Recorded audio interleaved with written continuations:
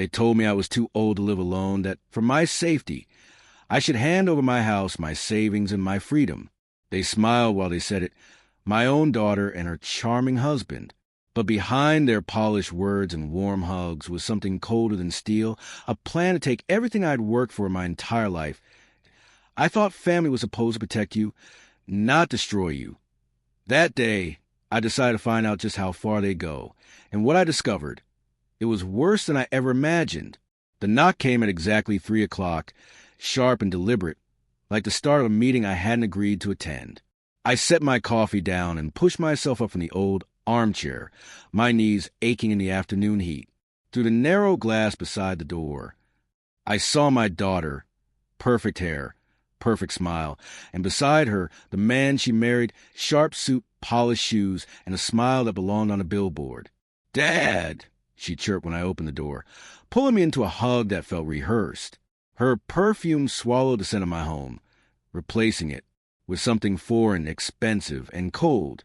Her husband extended a manicured hand, squeezing harder than needed. His eyes tested me like a poker player studying an opponent.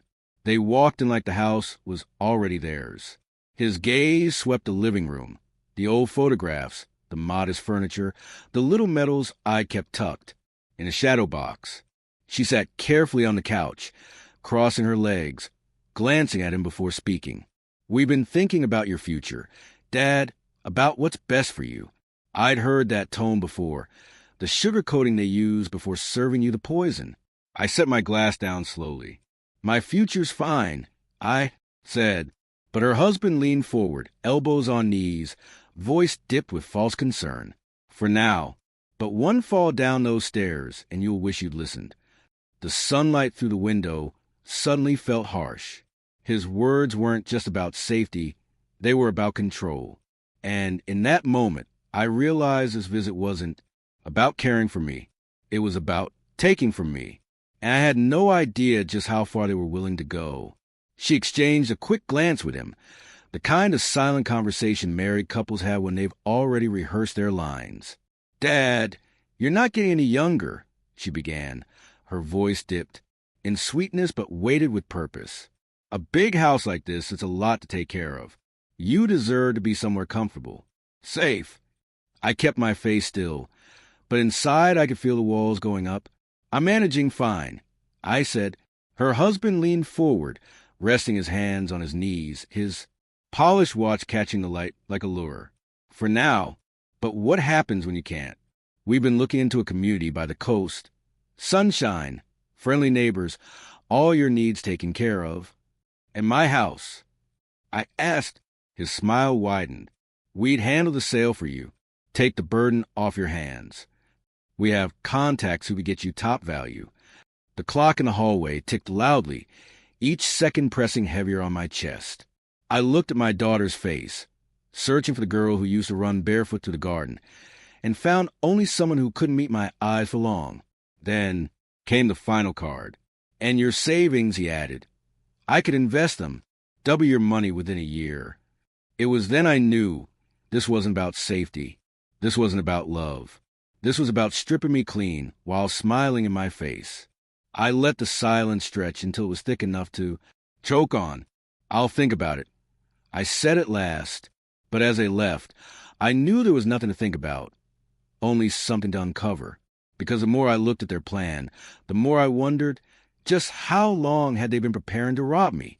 That night, I sat alone in the dim glow of my kitchen light, replaying every word, every glance, every subtle twitch in their faces. The rain outside tapped against the windows in a slow, steady rhythm, like the countdown to something I couldn't yet see. My coffee had gone cold hours ago, but I kept holding the mug, as if its weight could anchor me to what was real. The phone rang just after dawn. Her voice came through too bright, too rehearsed. "Dad, I didn't wake you, did I?" "I've been up for hours," I said. She went on, painting a picture of the so-called community, a library, gardens, even a workshop where I could keep busy. But the more she spoke, the more it felt like she was reading from a brochure someone else had put in her hand. Finally, I cut in. "When your mother was sick, do you remember what she told you about family?" Silence. Then a small, strained voice. She said family always comes first. That's right, I said. She didn't say family takes from each other when times get hard. On the other end, I could hear her breathing change, slow, guilty. Then, faint in the background, his voice, low, urgent, directing her. That was my moment of certainty. This wasn't a misunderstanding. This was a plan. And if they were going to treat me like a mark in some game, they were about to learn what happens when the old man they think is weak starts playing by his own rules. Because I wasn't just going to stop them. I was going to find out exactly how deep this betrayal went. I reached for the old leather-bound address book on my desk, the one I hadn't touched in years, and flipped through pages stained with time until I found the name I needed.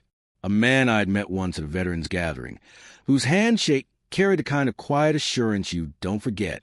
When he answered, his voice was calm, steady. "It's been a while," he said. "Too long." I replied, "I need your help. And it's family." There was a pause, the kind that tells you the other person already knows this won't be a pleasant job.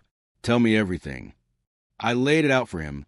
Their sudden concern, the coastal community, the offer to invest my savings, the way her voice tightened every time he was in the room. By the time I finished, he was already jotting down names. "I'll start digging today," he said, "and I'll keep it quiet. If they're up to what I think they're up to, we'll have proof soon enough." The rest of that week, I moved through my house like a soldier walking a battlefield before the fight. Every photo, every piece of furniture, every corner held 40 years of my life. And they wanted it all gone with my name erased from the story. By the third day, my phone rang again. "It's worse than I thought," he said. "That place they told you about doesn't exist. And investments? Same setup used in 3 other scams I tracked. 2 of those victims lost everything." I stared out my window, the late afternoon light stretching long shadows across my lawn. So this wasn't just greed. This was a pattern. And the people running it were eating dinner in my daughter's kitchen every night. Saturday came dressed in clear skies and an uneasy stillness. I knew they'd be on time. People with a plan always are. By the minute-hand sweep, their sleek car pulled into my driveway, its shine catching the sun like a lure meant to blind the fish before the hook. She stepped out first, all smiles, voice bright enough to echo across the street. He followed, briefcase in hand, the leather worn only at the edges, like it had been used to carry other people's futures before. Inside my home, they spread their papers across the dining table with the precision of undertakers laying out burial clothes. "This," he said, tapping one document with his gold pen, "is the power of attorney, just until you're settled in your new home. Makes everything easier. And this," she added quickly, "is the property transfer, temporary, of course, so we can handle the sale for you." I picked up the first document. My name was already there, in handwriting close enough to mine to fool most eyes, but not mine. That was their first mistake. "You put a lot of work into this," I said evenly. His chest swelled. "We move quickly when it's for family." I smiled back, but it wasn't warmth he saw, it was warning, because what they didn't know was that every word, every sound in this room was being recorded, and before this day was over, they'd hear their own voices sealing their fate. I let my fingers rest on the forged signature, tracing the curve of the letters like I was memorizing the shape of betrayal. Then, with a polite nod, I set the paper back down. "Would either of you mind giving me a glass of water? My head's a little foggy." She sprang up instantly, grateful for the small task, and disappeared into the kitchen. The second she was gone, he leaned forward, voice dropping to a conspiratorial murmur. "Look, between you and me, the sooner we sign, the better. She's been worried sick about you living here alone. This solves everything and makes sure your money starts working harder than it ever has." His words slid across the table like oil. Smooth, dangerous, impossible to trust. I took my time sipping the water when she returned, letting them both believe I was still weighing my options. "Why don't you explain exactly how this investment works?" I asked for 20 minutes. He spun a fantasy. Offshore accounts, guaranteed returns, connections with the right people. She nodded at every lie, her relief growing with each promise. And when he finally slid the pen toward me, the weight of it in my hand felt heavier than steel. I glanced at them both, then set the pen down gently. You know, I said, reaching into my pocket, I think I'll make a phone call first. Her smile faltered. His eyes narrowed. And the number I dialed wasn't a bank. It was 3 digits they never thought they'd hear from me. Emergency services, what's your situation? The dispatcher's voice crackled through my phone. Yes, I said, steady as stone. I'm reporting a crime in progress. My name is Samuel Hart, and I'm at 52 Larkspur Drive. My daughter and her husband are attempting to steal my property and my savings using forged legal documents. Her smile collapsed like wet paper. His hand froze halfway across the table. Then, in a flash of panic, he lunged for the phone. But 40 years of laboring with my hands had left me stronger than he imagined. I shifted back, keeping the line open. Sir, are you in danger right now? The dispatcher asked. Not from anything physical. I said, my eyes locked on his. Only from 2 people I trusted more than anyone in this world. I heard the faint wail of sirens in the distance, growing louder by the second. She clutched the edge of the table, trembling. Dad, what are you doing? We're family. I leaned in, letting every word hit like a hammer. Family doesn't gut you while you're still breathing. And as the sirens drew closer, I saw something in his expression I hadn't seen all day. The flicker of a man realizing the game was over. The first police cruiser rolled into my driveway, its lights painting my living room in red and blue pulses. Through the open door, I could see my neighbor standing on her porch, clutching her cardigan, eyes wide at the spectacle. He tried to gather the papers in a rush. Stuffing them back into his briefcase like evidence could simply disappear if hidden fast enough. But the officers entered before he could close the clasp. Afternoon, one of them said evenly, scanning the table. We got a call about a fraud in progress. I gestured toward the stack of documents. Right there. My name's on them, but that handwriting isn't mine. The younger officer picked one up, comparing it to my ID. His brow furrowed almost instantly.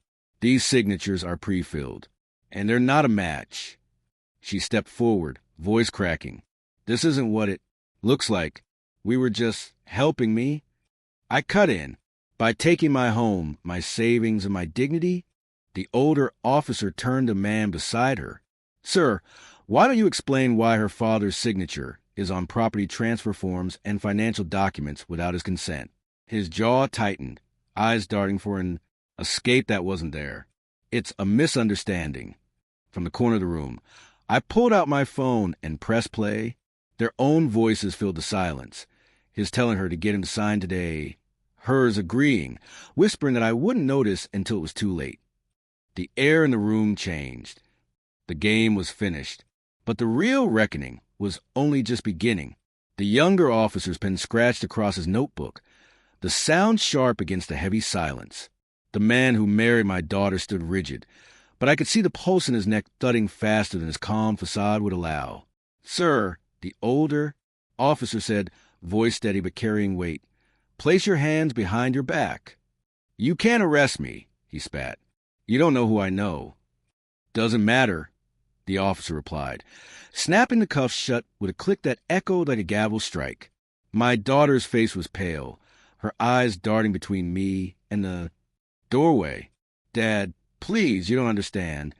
I stepped closer, my voice low, almost a whisper. I understand more than you think. You were willing to take everything I've spent a lifetime building, and you were ready to let him lead the way. The officers moved him toward the door, his protests growing quieter with every step. She stood frozen, still in my house, still surrounded by the home she'd nearly signed away. Ma'am, the younger officer said, I'll need you to come with us too. Conspiracy to commit fraud is still fraud. Her lips trembled. I didn't know it would go this far. But the truth was already in the recording in her own voice. She knew enough, and as they let her pass me, the look she gave wasn't anger. It was something worse. Regret. She passed me on her way out, the scent of her perfume faint under the sharp bite of cold air drifting through the open door. For a moment, her eyes softened as if she might speak, but nothing came. She lowered her head and stepped past the threshold, into the waiting patrol car, where the man she'd chosen over her blood sat scowling at the floor. The officers closed the door with a muted thud, the sound carrying more finality than any words could. I stood there, watching the red and blue lights dance against the walls of my living room, a twisted reflection of celebration and disaster. Inside, the table still bore the weight of the forged papers, pens lying where they'd been dropped, as if mid-act. The younger officer gathered them carefully, placing them into an evidence bag. "This," he said, "is more than enough to make sure they answer for it." I gave a nod, but it felt hollow. The proof was here. The threat was gone, but the damage was still bleeding in places no law could stitch. Through the window, I caught one last glimpse of her face as the cruiser began to pull away. Her eyes found mine in the glass, and in them I saw the truth. She knew she crossed a line she could never uncross. And I wondered, was I watching the rest of my daughter, or the burial of the last piece of family I had left? When the last of the flashing lights faded down the street, the house fell into a stillness, so complete it felt almost unnatural. I stood in the doorway for a long moment, staring into the quiet neighborhood, as if expecting them to come back, pounding on the door with apologies they didn't mean. The younger officer returned from the car to hand me a copy of the incident report. "Mr. Hart, the investigation will move quickly. You've got airtight evidence. They won't be able to talk their way out of this." I thanked him, but my voice was distant, my mind still replaying the look in her eyes when the door closed between us. After they left, I walked through the room slowly, as if reacquainting myself with my own home. The chair where she had once curled up to read as a child, now just an empty seat where her lies had been told. The dining table where we'd shared birthday dinners, now a crime scene where she'd almost erased me from my own life. In the kitchen, the glass of water she poured still sat on the counter, untouched. I picked it up, felt the chill against my hand, and tipped it into the sink. The sound of the water swirling down the drain was the only noise in the room, and it felt like a final, quiet goodbye.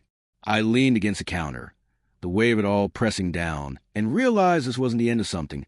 It was the start of a much longer battle, because even with the law on my side, I knew the hardest part was still ahead, deciding whether I'd ever let her call me Dad again. Sleep didn't come that night.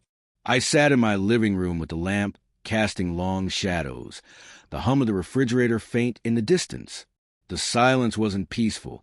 It was a kind that follows an explosion, when the smoke is still hanging in the air and you're waiting to see what's left standing. Around midnight, I opened a drawer where I kept old letters and photographs. There she was, a little girl in a sundress, grinning with an ice cream cone dripping down her wrist. I stared at that smile, wondering how the path from there to tonight had gone so wrong. By morning, the phone started ringing. Reporters, lawyers, one call from the detective, letting me know they found more connections between my son-in-law's schemes and victims across 3 other states. "It's bigger than we thought, Mr. Hart," he said. "Your case might break the whole operation." I should have felt relief. Instead, I walked to the window and looked out the front lawn, the same patch of grass she played on as a child.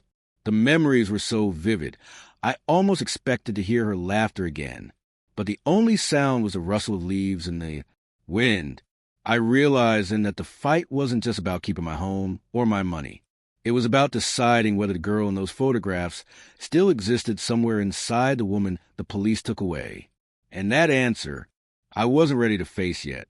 The days that followed blurred together, each one weighed down by calls from officials, legal documents arriving in thick envelopes, and the steady drip of news from the investigation. The man she'd married wasn't just a liar, he was a practiced predator. The detective's voice over the phone was steady, almost too calm. "We've confirmed at least 6 other victims. He used them the same way he tried to use you. through family ties, trust, and false urgency. I sat at my kitchen table, fingers resting on the worn wood, remembering every time she called me Dad in that tone that used to melt my resolve. That word used to mean everything to me. Now it felt like a tool she'd sharpened for his benefit. One afternoon, the phone rang again, but this time it wasn't the police. It was her. The sound of her voice made my chest tighten, not with joy, but with something heavier. "I know you don't want to hear from me," she began, "but I'm sorry. I didn't think it would go that far." I let the silence stretch until she filled it with nervous breathing. "You knew enough," I finally said. "You knew it was wrong before you stepped through my door with those papers." There was a pause, then a soft, trembling question. "Do you think you'll ever forgive me?" I looked at the family photos still hanging on the wall. Frozen smiles from a time when love didn't come with conditions. "I don't know," I said truthfully, "and you may not want the answer when I finally decide." Her voice cracked on the other end, the sound of someone trying to hold back a flood that had already started. "I've lost everything, Dad. The house, the friends I thought we had, even my job. I wake up every morning wishing I could take it back." I closed my eyes, leaning back in the chair, letting her words hang between us. "That's the problem," I said softly. "You're wishing you could take it back, but you never stopped yourself from giving away in the first place." She didn't answer right away. I could hear her breathing, short, uneven. "He told me it was for us, that you'd be better off, that we'd all be better off." I stood and walked to the window, looking out at the yard where she once chased fireflies barefoot on warm summer nights. "And you believe him over me," I said, my voice sharper now. The silence on her end wasn't empty. It was heavy, full of all the things she couldn't say without proving me right. Then, barely above, a whisper, "Do you hate me?" I kept my eyes on the grass, the trees, the fence line. Anything but a reflection of my own face in the glass. "No, but I hate what you did. And that's worse, because I can't put you back in my life without bringing that with you." Her breath caught, a sound between a sob and a gasp. I understand." I almost ended the call there. Almost. But something in me needed her to hear the truth, unpolished and unkind. "If you want an answer to your question about forgiveness," I said, "earn it without asking me for it again." She didn't speak. After that, just a faint, broken inhale before the line went dead. The silence in my living room felt heavier than her voice had, settling over the walls like a shadow that wouldn't lift. I stayed there a while, staring at the phone in my hand, knowing the conversation hadn't brought closure, only another layer of questions.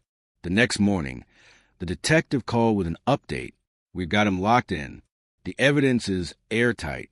He's not talking, but your daughter is. She's naming names, giving us leads. Could help other families." I let that sink in. Was she cooperating out of guilt or survival? Later, I opened the front door to find an envelope on the mat, no return address.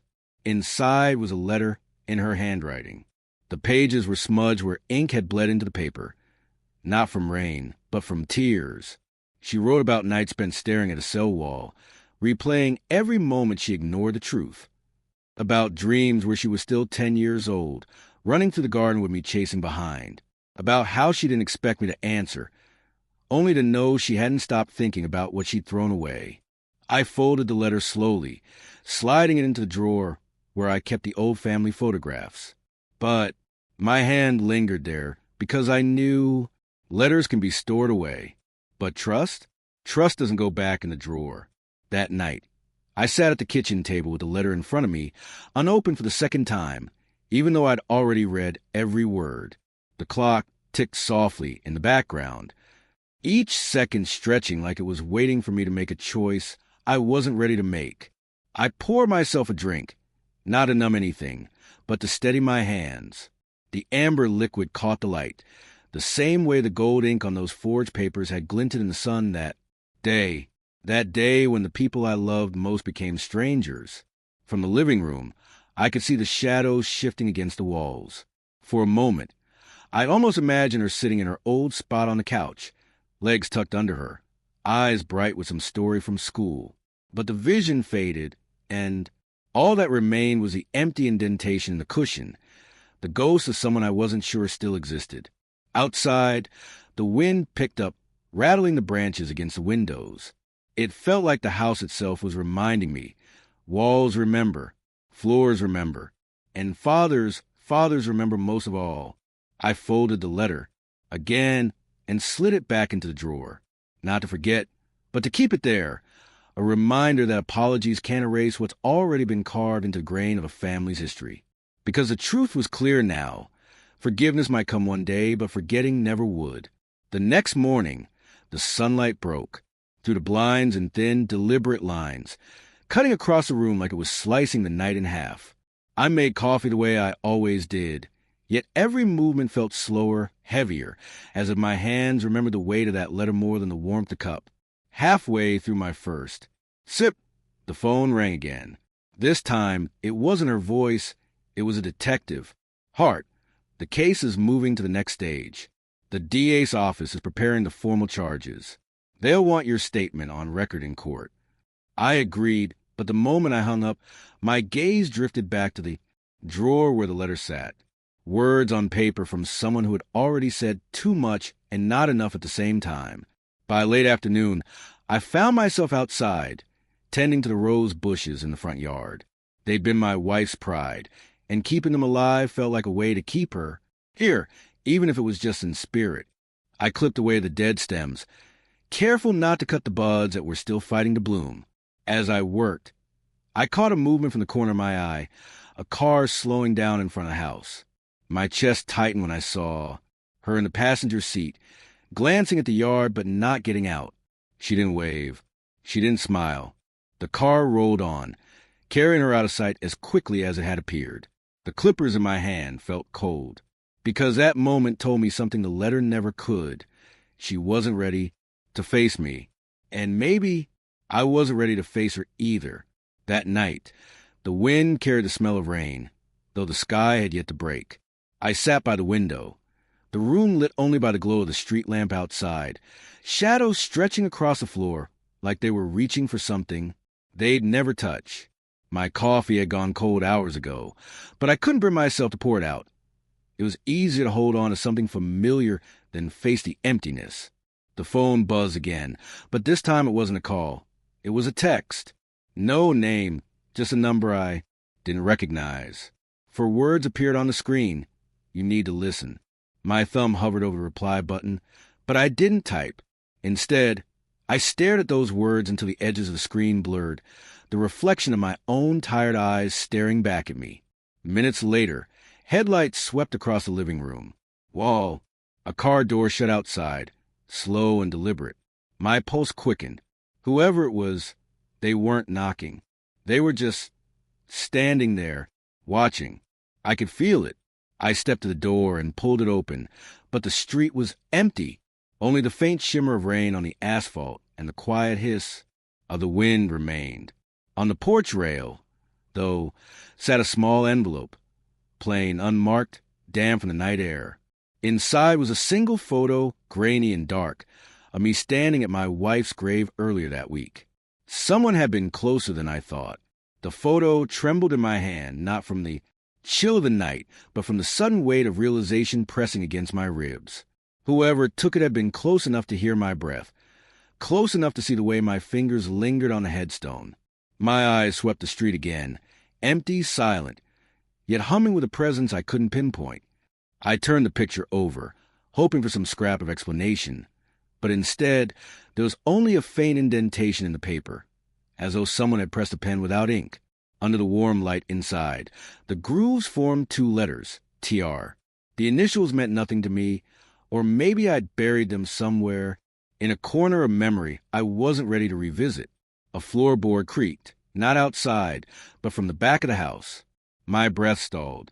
I moved slowly, the photograph still in my grasp, my other hand reaching for the drawer where I kept an old revolver wrapped in a kitchen towel. The metal was cold, heavier than I remembered, but it steadied my shaking. In the hallway, the air felt different, thicker, as if the walls themselves were holding their breath. At the far end, the door to the study stood ajar, a faint hum of static spilling out. The television inside flickered to life, though I hadn't turned it on in days. On the screen, a grainy home video played, my living room, from earlier that night, and in the corner of the frame, just barely visible, was the silhouette of someone standing behind me. The grainy image seemed to pulse with each flicker of the screen, the silhouette behind, me frozen in a posture too still to be natural. My own figure moved in the footage, oblivious, sipping coffee, unaware that a stranger stood just beyond the edge of my vision. The static hiss deepened, as though the television were breathing. I took one step into the study, and the air temperature dropped sharply. The shadows in the corners swelled, thickening until they seemed almost liquid. The door behind me whispered shut on its own, the faint latch click slicing through the hum. My grip on a revolver tightened, but the weapon felt suddenly absurd, like bringing a matchstick into the ocean. On the screen, the perspective shifted. The camera, wherever it was now moving, inching closer to me in the footage.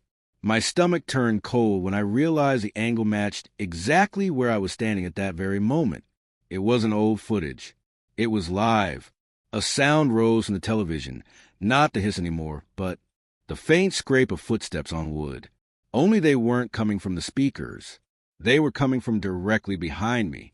My breath stalled in my chest, my fingers frozen on the revolver's grip. The scrape of footsteps was slow, deliberate, each step pressing against the wooden floorboards with a weight that seemed to echo inside my skull. I didn't turn. Every instinct told me that turning would make it real. The screen in front of me rippled, the figure behind me in the footage now tilting its head as though amused by my hesitation. Its shape was tall, impossibly thin, with shoulders that seemed to slope into nothingness. I could see no face, only a smooth, shadowed void where features should have been.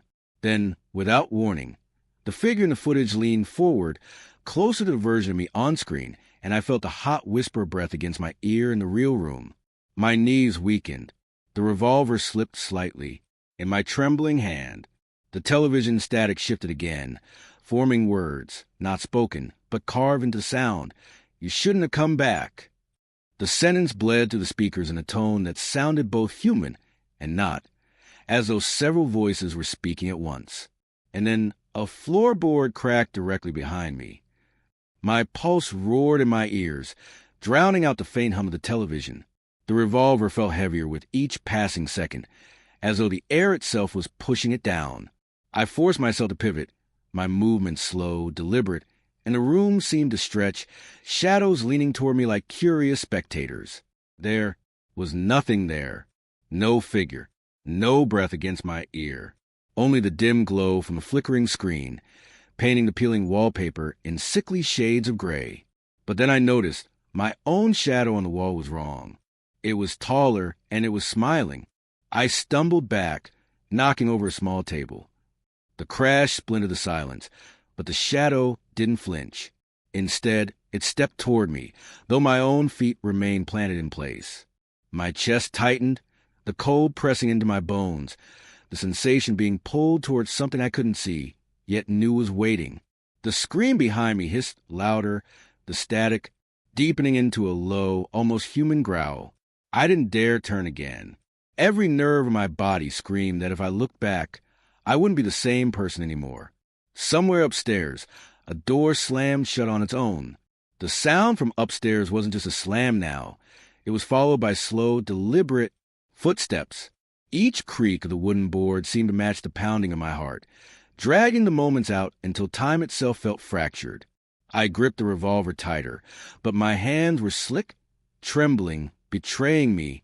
The shadow on the wall tilted its head, and the footsteps stopped. A silence heavier than any sound filled the house. My breathing became shallow, every muscle wound so tight it felt like a single move would shatter me. I dared to blink, and in that blink, the shadow moved closer, without a single step sounding in the air. The television hissed again, but this time, the static broke into faint, garbled whispers. My name, over and over. layer with the sound of someone else breathing. Right behind me, I could feel warmth on the back of my neck, a hot, damp exhale that sent my stomach twisting in dread. The floor upstairs groaned once more, followed by the soft click of something metallic, like a lock being turned. And then another voice whispered, barely audible, but certain, "You shouldn't have come back." The warmth at my neck vanished as quickly as it came, replaced by a cold that seeped through my skin like ice water. I spun around. Nothing. Just the dim outline of furniture bathed in the flicker from the TV, casting restless shadows across the walls. But I knew I wasn't alone. That awareness pressed in, heavy and suffocating, like unseen eyes boring into the back of my skull. Then came the sound, slow, rhythmic tapping, from the top of the staircase. Not footsteps, fingers. Long, deliberate drags over the banister, pausing between each stroke. The hairs on my arms rose, my breath quick and shallow as the tapping grew closer, step by step, descending the stairs without a body in sight. The whispers from the television shifted into a low, guttural hum. It was the kind of sound you feel more than hear, rattling in your ribs and grinding in your teeth. My revolver felt heavier in my grip, as though the metal itself was sinking under the weight of the moment. Then the humming stopped, the tapping stopped, and a voice, calm, almost gentle, came from the darkness at the base of the stairs. "I've been waiting for you all this time." My pulse thundered in my ears, drowning out everything else, yet that voice cut through it, soft, steady, unnervingly certain. The shadows at the base of the stairs seemed to shift, folding in on themselves, and for the briefest moment I caught the outline of a figure, too tall, too still, as if it had been carved from the dark itself. My grip tightened on the revolver, though my hand trembled so badly I could feel the cold barrel twitch against my knuckle. "Who are you?" I managed, but the sound of my own voice felt foreign, like it belonged to someone standing much farther away. The figure didn't answer with words. Instead, a faint light bloomed in the air between us, an object held delicately in its pale, impossibly long fingers.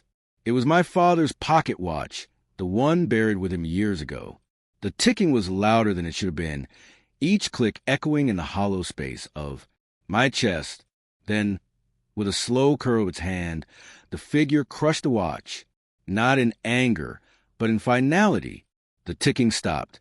The silence afterward felt wrong, stretched like the moment before a storm tears the world open.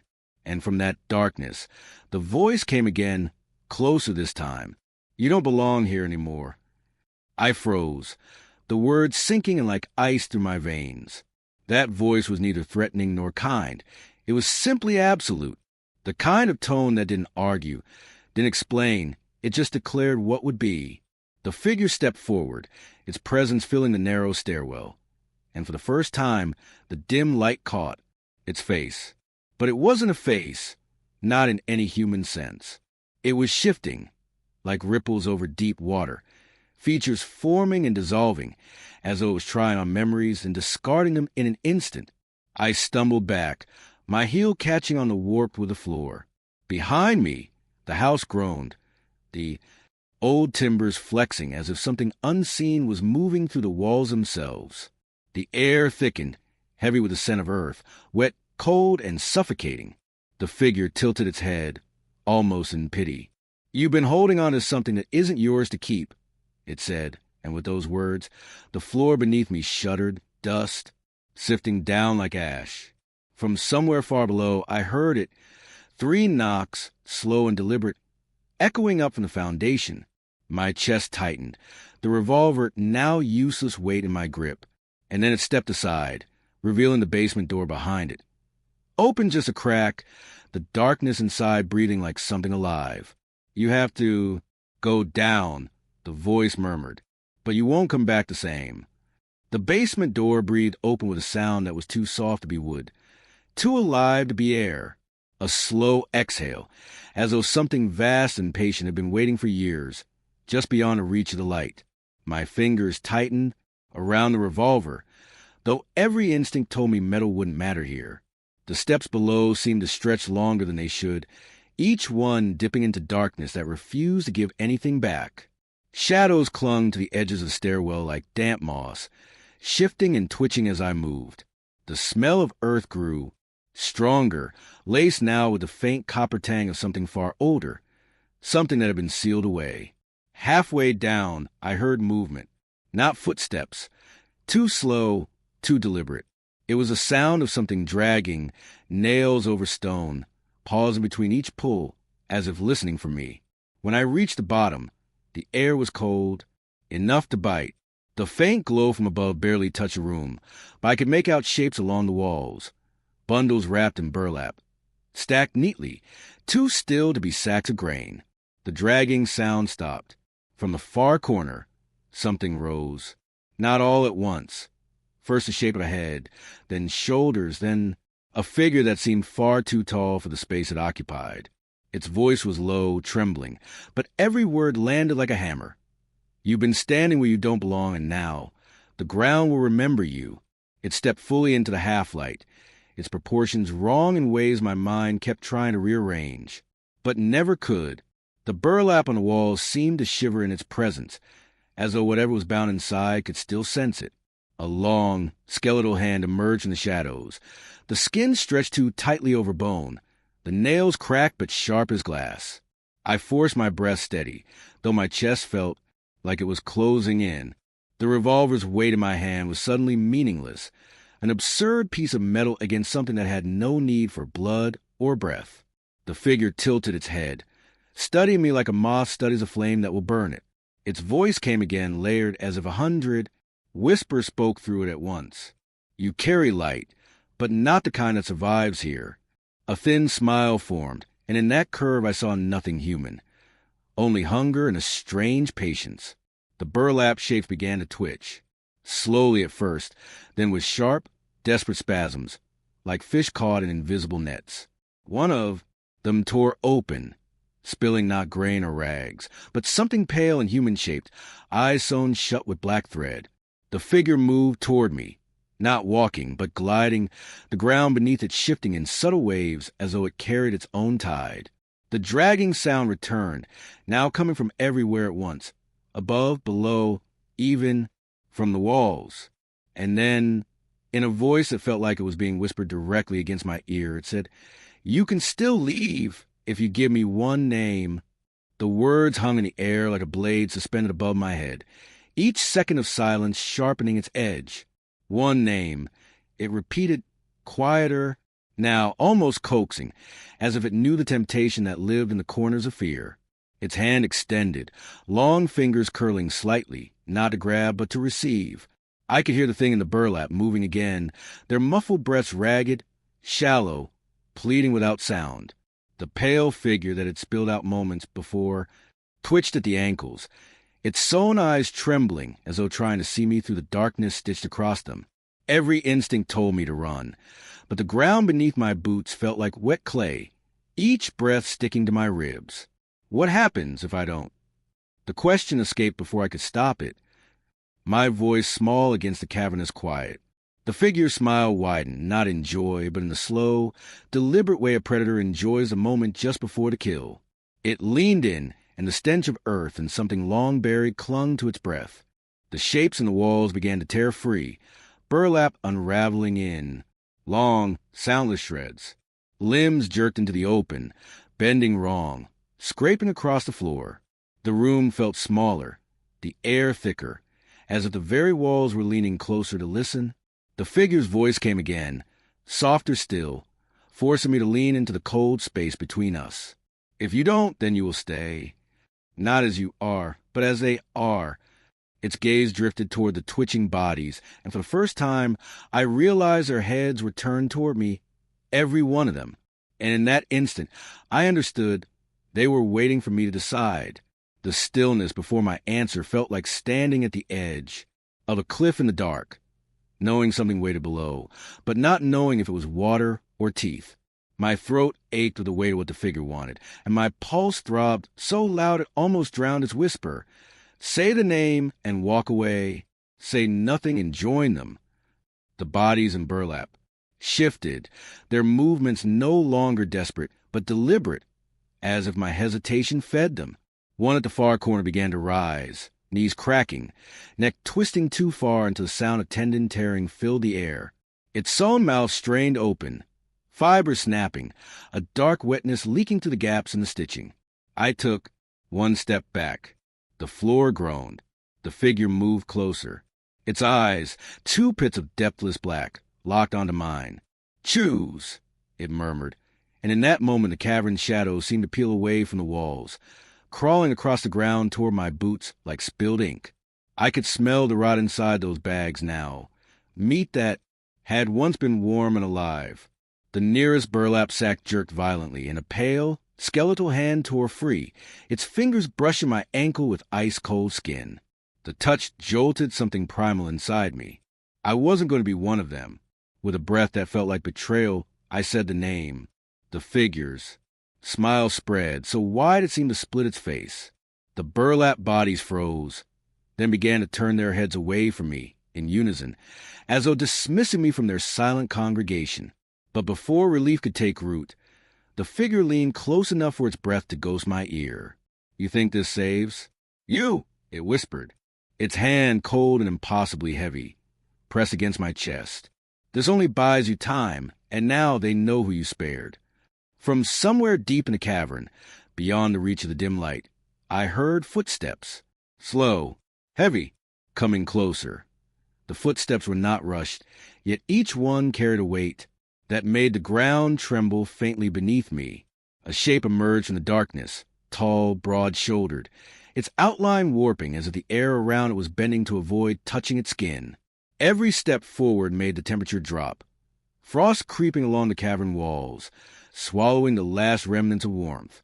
The figure beside me didn't speak now. It simply watched, as though curious to see how far I'd let this approach go before breaking. My lungs felt tight, my breath shallow, as the shadow's head tilted slightly, almost as if it could smell the guilt still clinging to me. Its face was hidden beneath something that looked like a mask carved from black stone, cracked in places where faint light pulsed from within, like a heartbeat. Behind it, the burlap bodies began swaying in slow rhythm, the sound of their shifting fabric mixing with the low hum that vibrated in my bones. One of them started whispering, faint at first, then louder, until the others joined in, overlapping, voices forming a language I couldn't understand but felt in my veins. It was a chant, and with each word, the stone mask's cracks widened, leaking a molten glow that painted the cavern walls in sick, trembling light. The figure stopped just an arm's length away from me. Its hand, long, sharp-fingered, rose slowly, hovering inches from my face. It didn't touch me. It didn't need to, because I realized then that glow inside the mask, it was the same color I had seen before, on the day I first found the name I just spoke. The ground shuddered, and the watching figure's voice returned, curling into my ear like smoke. "You've tied your fate to theirs. You know what that means." Somewhere deep within the cavern shadows, something began to crawl toward us, fast. The crawling sound was not just approaching, it was multiplying.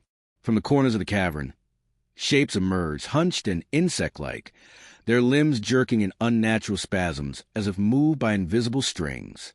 Their eyes, dozens of them, glowed with the same molten light that bled through the cracks of the stone mask. The masked figure didn't flinch, didn't turn.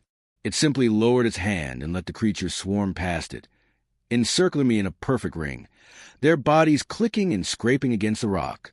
The air was hot now, as though the walls themselves were burning from within, and the chant of the burlap figures grew to a fever pitch.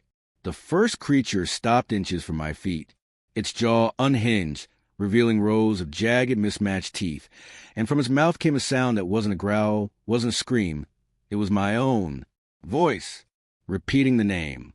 My knees almost gave way, but the masked figure stepped closer, blocking my view of the swarm. The glow from its face was blinding now, and beneath the deep hum of the chant, I could hear something else, a steady, rhythmic pounding, like a heartbeat, like my heartbeat. It leaned in, so close I could feel the heat radiating from the cracks in its mask. "You have one choice," it whispered.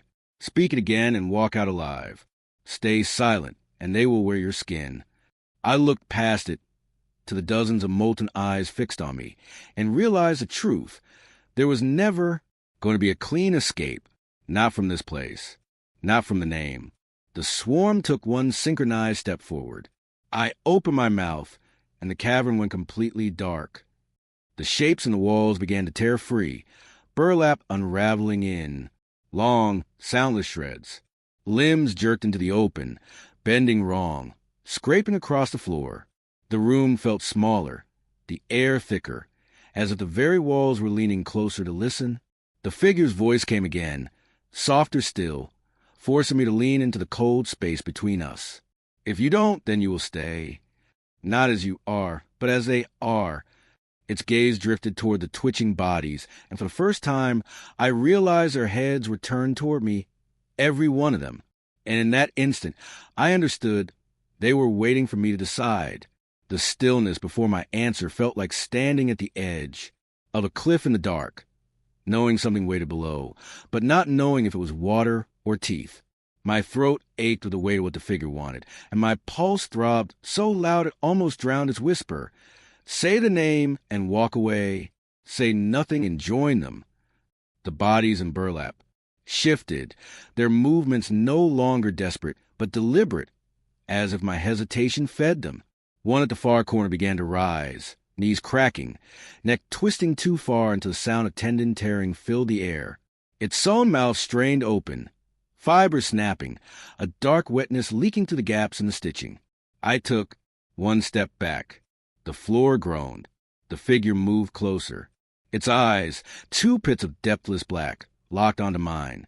Choose, it murmured, and in that moment the cavern's shadows seemed to peel away from the walls, crawling across the ground toward my boots like spilled ink. I could smell the rot inside those bags now, meat that had once been warm and alive. The nearest burlap sack jerked violently, and a pale, skeletal hand tore free, its fingers brushing my ankle with ice-cold skin. The touch jolted something primal inside me. I wasn't going to be one of them. With a breath that felt like betrayal, I said the name. The figures. Smile spread, so wide it seemed to split its face. The burlap bodies froze, then began to turn their heads away from me, in unison, as though dismissing me from their silent congregation. But before relief could take root, the figure leaned close enough for its breath to ghost my ear. You think this saves? You, it whispered, its hand cold and impossibly heavy, pressed against my chest. This only buys you time, and now they know who you spared. From somewhere deep in the cavern, beyond the reach of the dim light, I heard footsteps, slow, heavy, coming closer. The footsteps were not rushed, yet each one carried a weight that made the ground tremble faintly beneath me. A shape emerged from the darkness, tall, broad-shouldered, its outline warping as if the air around it was bending to avoid touching its skin. Every step forward made the temperature drop, frost creeping along the cavern walls, swallowing the last remnants of warmth. The figure beside me didn't speak now. It simply watched, as though curious to see how far I'd let this approach go before breaking. My lungs felt tight, my breath shallow, as the shadow's head tilted slightly, almost as if it could smell the guilt still clinging to me. Its face was hidden beneath something that looked like a mask carved from black stone, cracked in places where faint light pulsed from within, like a heartbeat. Behind it, the burlap bodies began swaying in slow rhythm, the sound of their shifting fabric mixing with the low hum that vibrated in my bones. One of them started whispering, faint at first, then louder, until the others joined in, overlapping, voices forming a language I couldn't understand but felt in my veins. It was a chant, and with each word, the stone mask's cracks widened, leaking a molten glow that painted the cavern walls in sick, trembling light. The figure stopped just an arm's length away from me. Its hand, long, sharp-fingered, rose slowly, hovering inches from my face. It didn't touch me.